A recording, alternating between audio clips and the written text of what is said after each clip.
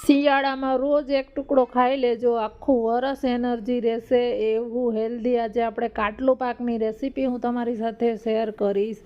તો આ કાટલું પાકની રેસીપી જ્યારે મેં ચેનલ સ્ટાર્ટ કરી ત્યારે 3 વર્ષ પહેલાં એનો યુટ્યુબમાં વિડીયો જ્યારે પોસ્ટ કરેલો, એમાં હજી ઘણી મને કોમેન્ટ્સ આવતી હોય છે કે જે ક્વેરી છે એ બધી આજે હું આમાં ક્લિયર કરી અને તમારી સાથે શેર કરીશ કે એમાં કેટલો ગુંદ લેવાનો, કેટલું ગોળનું માપ લેવાનું, કડક થઈ જતો હોય, આ કાટલું પાક છે પુરુષો ખાઈ શકે કે ના ખાઈ શકે, બધી જ ડિટેલ્સ હું તમારી સાથે શેર કરીશ. આ કેટલો ટાઈમ સુધી રહેશે, ડિલિવરી પછી સ્ત્રીઓ કેટલા દિવસ પછી ખાઈ શકે, આ બધી જ વાત હું એમાં મને જે કોમેન્ટ્સ આવે છે હું ક્વેરી શેર કરીશ. અને મારો મોસ્ટ ટ્રેન્ડિંગ જે વિડીયો છે એ કાટલું પાકનો છે મારી ચેનલમાં. તો એના માટે મેં અત્યારે અહીંયા બધું વસ્તુ જે રાખેલી છે તમને સ્ક્રીન પર દેખાય છે. તો મેં અહીંયા 500 ગ્રામના માપથી હું બનાવું છું. 500 ગ્રામ ગોળ લીધો છે, 500 ગ્રામ લોટ છે, ઘઉંનો જાડો ભાખરીનો લોટ આવે છે એ છે, અને 500 ગ્રામ ઘી છે. એની સાથે 1 બાઉલ મેં ડ્રાયફ્રૂટ કટ કરેલું છે, જે નાળિયેરના વાટકા આવે છે એ નાળિયેરનું ખમણ કરી લીધું છે. 100 ગ્રામ મેં ગુંદ લીધો છે બાવળનો, 1 ટેબલ સ્પૂન સુવા દાણા છે, અને આ કાટલું પાવડર છે. એમાંથી આપણે બધું નથી યુઝ કરવાના, કાટલું પાવડર એ આગળ હું તમને કહેતી જઈશ. તો અહીંયા મેઇન માપ છે એ ગોળ, ઘી અને લોટનું રાખવાનું. 500 ગ્રામ ત્રણેય વસ્તુ મેં લીધેલી છે, બાકી આગળ હું તમને હજી કહેતી જઈશ. તો સુવા દાણા છે એને આપણે 1 ટેબલ સ્પૂન સુવા દાણાને અધકચરા ક્રશ કરીને લેવાના છે. આખા આવે તો ખાવામાં ના ભાવે એટલા માટે. તો સૌથી પહેલાં કાટલું બનાવવાની શરૂઆત કરીએ તો આપણે ગુંદરને તળી લેશું. અહીંયા ગુંદર છે એ હું આખો તળીને રાખું છું. જો ગુંદ ના ખાતા હોય તમારા ઘરમાં તો તમે ગુંદને મિક્સરમાં વાટી અને પછી એને આગળ ક્યારે એડ કરવાનો, જ્યારે લોટ શેકાઈ જાય પછી એડ કરી દેવાનો. તો એ હું આગળ વિડીયોમાં કહેતી જઈશ. અને જો કાટલું પાવડર તમારા ઘર પાસે ના મળતું હોય, મને એ પણ ઘણી કોમેન્ટ્સ આવે છે કે જો અમારા પાસે કાટલું પાવડર ના હોય તો તમે શું યુઝ કરો. તો કાટલું પાવડર જો તમારા પાસે ના હોય તો તમે સુવા દાણા અને ઘરમાં તજ, લવિંગ, મરી, ગંઠોડા, સૂંઠ, આ બધા જે ઓસડિયા હોય એ બધા જ મસાલા હોય છે એ બધી વસ્તુને ક્રશ કરી એનો પાવડર એડ કરી શકો છો. પણ હવે તો દરેક જગ્યાએ ઓનલાઈન પણ મળી જાય, ઓફલાઈન પણ ગમે તે કરિયાણાની સ્ટોર ઉપર તમને મળી જાય છે. તો ચાલો, આપણું ઘી છે મેં પહેલાં થોડુંક ઘી લીધું છે અને એની અંદર ઘી ગરમ થાય એટલે ગુંદર તળીએ છીએ. તો ગુંદરને એકદમ શાંતિથી આ રીતે બધો ગુંદર ફૂલી જાય, તમને દેખાઈ જશે એકદમ ફૂલેલો, એવો ફૂલે એટલો જ તળવાનો છે. બધો ગુંદર અહીંયા તળી લેશું. મેં અહીંયા 100 ગ્રામ ગુંદર લીધો છે. અને ગુંદ છે એ કાચો ના રહેવો જોઈએ જરાક પણ, નકર એ દાંતમાં ચોટશે ને તો ખાવાની જરાય મજા નહીં આવે. અહીંયા ગુંદ છે એ ડિલિવરી પછી તમે બનાવતા હોય તો વધારે ઓછો કરી શકો છો. જો કાચું કાટલું રેગ્યુલર લેડીઝ ખાતી હોય ને આમાં જો ઓછો ગુંદ લેવો હોય તો ચાલે, પણ અત્યારે આપણે બધા જ ખાઈ શકે, શિયાળામાં દરેક જણા ખાઈ શકે એના માટે બનાવીએ છીએ. જો મેં બધો ગુંદ તળી લીધો છે ને લાસ્ટ થોડુંક આટલું ઘી વધેલું છે. હવે બાકીનું જે આપણે લોટ શેકવા માટે બધું જ ઘી આની અંદર લઈ લેશું. તો મેં અત્યારે 500 ગ્રામનું પેકેટ લીધું છે. તમારા પાસે ઘરનું બનાવેલું ઘી હોય તો તમે એ લઈ શકો છો. મારા પાસે નહોતું એટલે મેં બહારથી લીધું છે. કોઈ પણ બ્રાન્ડનું ગમે તે ડેરીમાંથી કે લાવીને ગમે તે ઘી તમે વાપરી શકો છો. તો એમાંથી મેં 1-2 ટેબલ સ્પૂન જેટલું ઘી રહેવા દીધું છે, એ પાછળથી જરૂર લાગે તો એડ કરીશ. ઘી મેલ્ટ થાય એટલે એની અંદર આ ભાખરીનો જાડો લોટ લેવાનો છે. અહીંયા જો તમારા પાસે ઘઉંનો જાડો લોટ ના હોય અને તમારે ઝીણો લોટ લેવો હોય તો તમે લઈ શકો છો, પણ અત્યારે આપણે જાડા લોટથી બનાવીએ છીએ. અને આ કાટલું પાક છે એ એક વખત બનાવીને 1-1.5 મહિના સુધી એને કંઈ જ નથી થતું. એટલે વ્યવસ્થિત આપણે અત્યારે બધી વસ્તુને શેકવાની છે. જો અત્યારે તમને આ ઘી અને લોટ આપણે શેકશું એટલે અત્યારે તમને થોડું થીક જેવું લાગે છે, પણ જેમ જેમ શેકાશે એમ એનો એકદમ સરસ કલર બદલાઈ જશે અને આમાંથી ઘી છૂટશે એટલે એ લિક્વિડી જે થોડુંક ઢીલું જેવું લાગશે. જો ડિલિવરી પછી તમે કાટલું જે લેડીઝને લાડવા ગુજરાતીમાં કહેતા હોય છે કે લાડવા, ડિલિવરીના લાડવા, તો એ આને લાડવા જ કહેવામાં માંડે. આમાંથી લાડવા પણ વાળી શકો અને ચોસલા પણ પાડી શકો છો. તો એ આ રેસીપી છે કાટલુંની. જો અને અત્યારે તમને લોટનો કલર દેખાય છે અને લોટનો કલર જેમ જેમ શેકાશે એમ બદલાતો જશે. જો આમાં એકદમ ફૂલવા લાગેલું છે એટલે ઘી છે એમાં લોટ શેકાય એટલે આવું ઢીલું ઢીલું થઈ જાય. જો આ લગભગ શેકાતા 15થી 20 મિનિટ જેવું થાય છે આટલો લોટ શેકાતા, પણ એકદમ મીડિયમ ફ્લેમ પર શાંતિથી શેકવાનો, નહીંતર કાચો રહેશે અને પેટમાં દુખશે અને ખાવામાંય સારો નહીં લાગે. એટલે આટલો કલર એનો બદલાઈ જાય ત્યાં સુધી ધીમા તાપે શાંતિથી સમય કાઢીને જ આ બનાવવાનું. જો અત્યારે હું ગેસ છે બંધ કરી દઉં છું. આપણો લોટ છે શેકાઈને મસ્ત તૈયાર થઈ ગયો છે.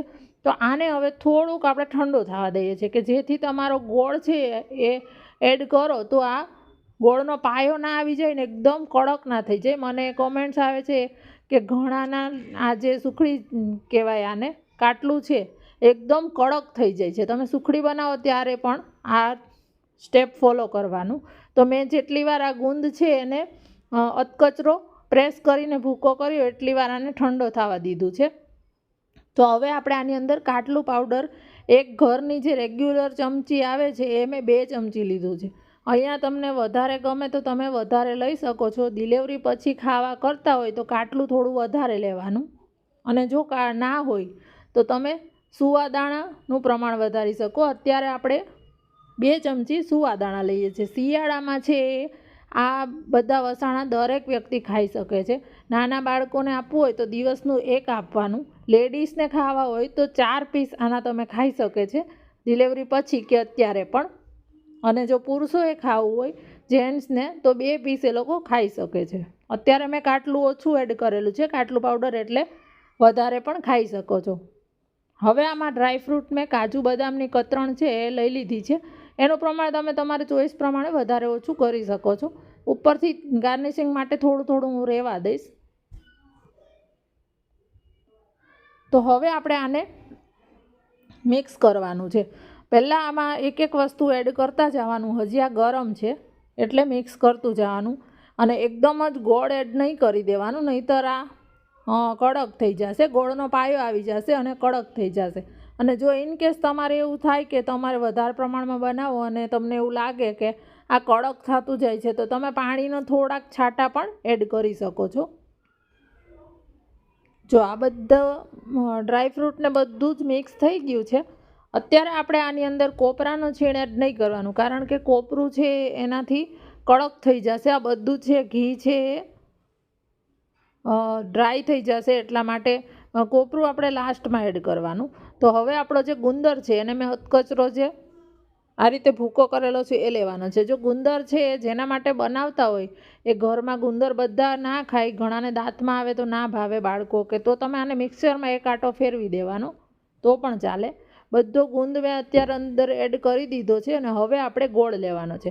તો ગોળ છે એ મારો ઢીલો છે અને મેં એને આ રીતે ચાકુથી કટ કરેલો ભૂકો કરી દીધો છે, અથવા તો આ ગોળને તમે છીણીથી છીણી શકો છો, અથવા ડબ્બાનો એકદમ ઢીલો ગોળ આવે એ પણ લઈ શકો છો. તમે કોલ્હાપુરી કે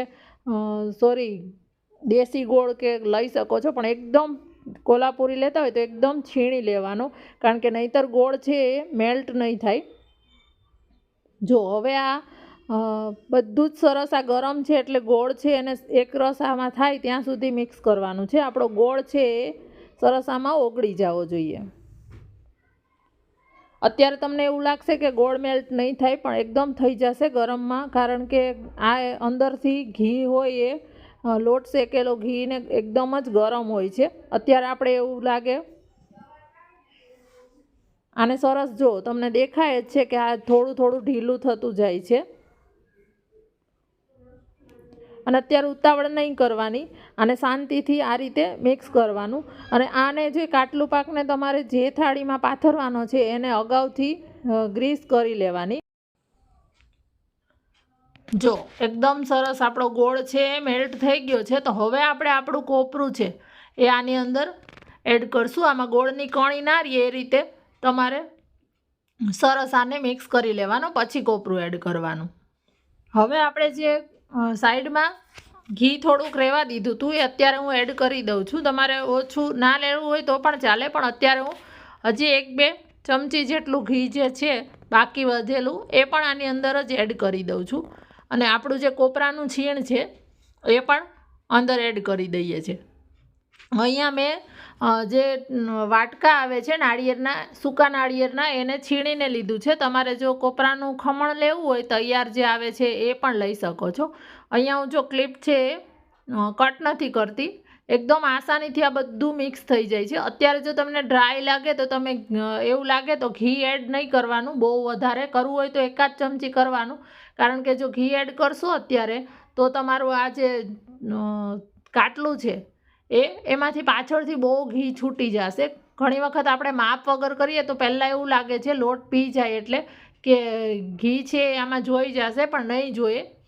જો હવે આ આપણું આ જે મેં ત્રાસની અંદર ગ્રીસ કરેલું છે એની અંદર હું આ પહેલેથી ગ્રીસ કરીને રહેવા દેવાનું, એની અંદર આ બધું કાટલું લઈ લઉં છું. જો તમને એવું લાગે કે તમને આટલા જાડા ચોસલા નથી જોતા તો તમે થાળી 2 થાળીની અંદર કરી શકો છો, પણ ડિલિવરી પછી જો આપતા હોય તો એમાં આવા ચોસલા જ હોય છે. અને અત્યારે ઘરમાં પણ શિયાળામાં ખાવા, જો અત્યારે આટલું ઠંડુ છે, હજી ગરમ છે, પણ હું જનરલી આ રીતે ફટાફટ કરી દઉં છું. તમને જો ફાવે તો તમે વાટકાથી ઉપર કરી દેવાનું, ત્યાર પછી ઉપર ડ્રાયફ્રૂટ બધું છે એ લેતા જાશું. તો મેં ઉપરથી થોડાક પિસ્તા લીધા છે, ત્યાર પછી કાજુ અને બદામને થોડાક રહેવા દીધા હતા એ લઈ લીધા છે.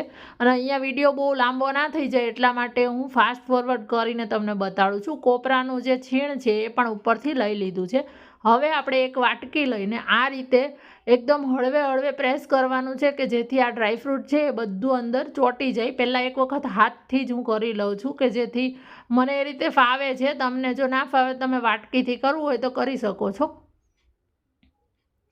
હવે આની જે ધાર છે એને એક વખત આ રીતે પ્રેસ કરી દેવાની, નહીંતર એ ત્યાંથી ભૂકો થઈ જશે. અને આ જે કાટલું છે એ એકદમ સરસ પોચું સરસ બનશે, દાંત વગરના પણ ખાઈ શકે એવું. અને શિયાળો છે એટલે એકદમ આપણે આને રૂમ ટેમ્પરેચર પર બહાર એરટાઈટ ડબ્બાની અંદર મહિના સુધી રાખી શકીએ છીએ. તો હવે આને હજી ગરમ જ છે ત્યાં આપણે આ બધી વસ્તુ એડ કરીને થોડી વાર રહેવા દીધું. 5 મિનિટ જેવું થયું છે ત્યાં એમાં કાપા કરી લેવાના. અહીંયા કાપા કરતી વખતે ગરમમાં જ કરી લેવાના એટલે પછી એને ઇઝીલી કટ કરી શકાય. તો અહીંયા ચાકુ સીધું નહીં ફેરવી દેવાનું, ઉપર નીચે આ રીતે કરવાનું, કારણ કે આની અંદર ગુંદ ડ્રાયફ્રૂટ બધું વધારે છે એટલે. અને આ કાટલું પાક છે એ નોર્મલ ડિલિવરી હોય તો 2 કે 3 દિવસ પછી ખાઈ શકો છો, અને જો સિઝરિયન હોય તો 21 દિવસ પછી ખાઈ શકાય છે.